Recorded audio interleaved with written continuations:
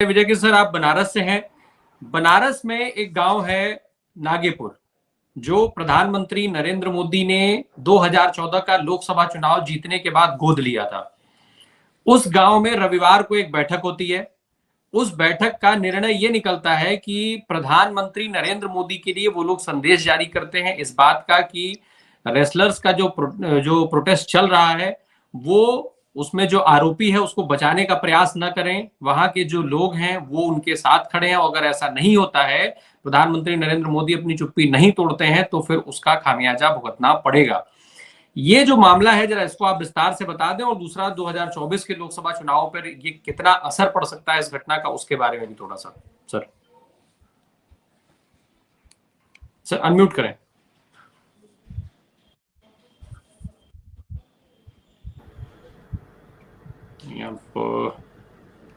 हाँ, आवाज आ रही है ना जी? हाँ जी जी जी, बोलें बोलें। आप सबको नमस्कार।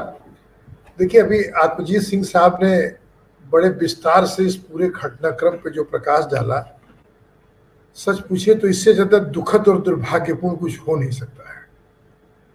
और शायद सरकार की संवेदनहीनता की मैं समझता हूं ये पराकाष्ठा है।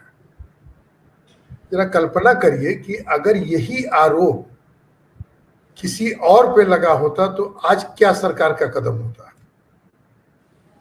और उससे भी ज्यादा दुर्भाग्यपूर्ण है कि जो मेन स्ट्रीम मीडिया का इसमें जो रोल है,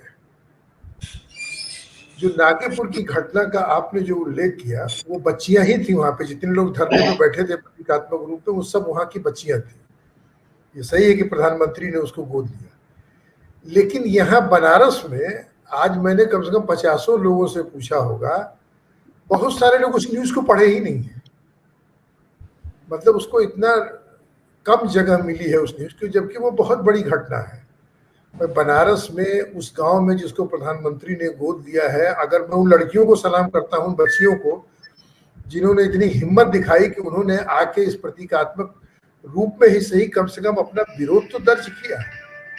लेकिन जितने देश यहाँ के प्रबुद्ध लोग हैं, सोशल एक्टिविस्ट हैं, बहुत सारे एनजीओज हैं, वो कहाँ सो रहे हैं ये समझ ही में नहीं आ रहा है। किसी का मतलब कहाँ है अन्ना हजारे इस समय? सारे लोग क्या सो गए हैं? और देखिए, बात बात में आप देखिए, जो मीडिया पे जो बहस होती है चैनल्स पे, तो जब कोई आरोप लगता है विपक्ष की तरफ से, तो रूलिंग पार्टी के स्पोक्समैन करते हैं कोर्ट पे जाइए, कोर्ट पे जाइए। मतलब सरकार तो कुछ नहीं, कोर्ट पे जाइए अगर सही होगा। यहां तो सुप्रीम कोर्ट के आदेश पे हुआ एफआईआर, पास्को जैसी धारा लगी। यही पास्को अगर हमारे आप में से मान लीजिए किसी पे ऐसे पे लगती, तो इस सरकार का क्या रोल होता है या एडमिनिस्ट्रेशन का क्या रोल होता है? एक तरह से इसको कौन सा शब्द दिया जाए डिक्शनरी में, जिस तरह की बेशर्मी के साथ डिफेंड किया जा रहा है किसी को, इसके लिए शायद कोई शब्द नहीं है। मतलब लोकतंत्र के जो स्तंभ है वो खड़े तो हैं अपनी जगह, लेकिन क्या वो स्केलेटन मात्र होके रह गए हैं क्या?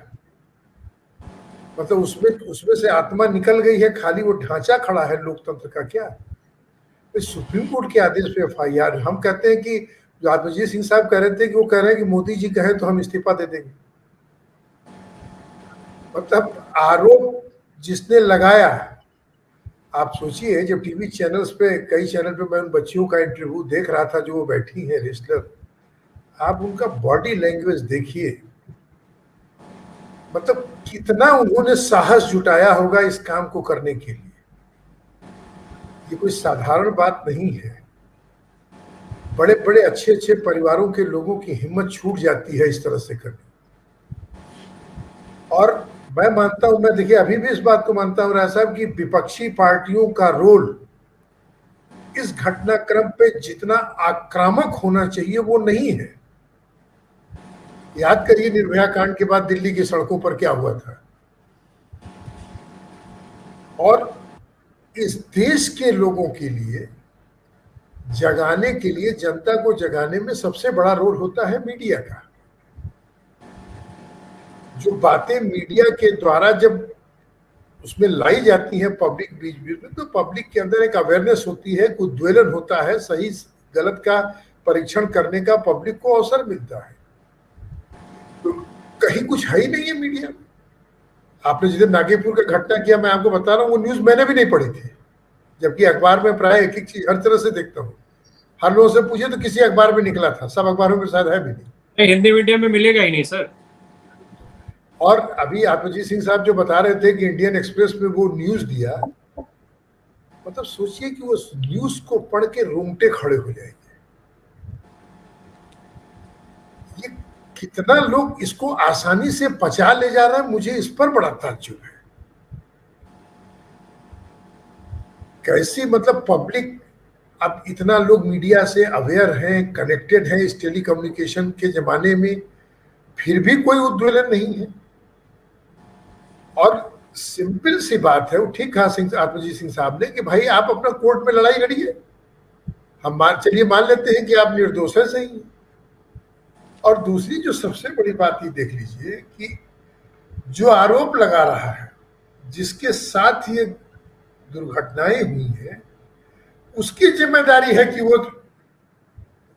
मतलब इस चीज को कैसे वो कम्युनिकेट करे। जो पीड़ित है उसकी जिम्मेदारी है ये। मतलब जितना उसने दुस्साहस किया, उसके आगे वो क्या कर सकती है लड़कियां, वो कौन सा प्रमाण लाएंगी, मैं इस पर बड़ा हैरान हूं।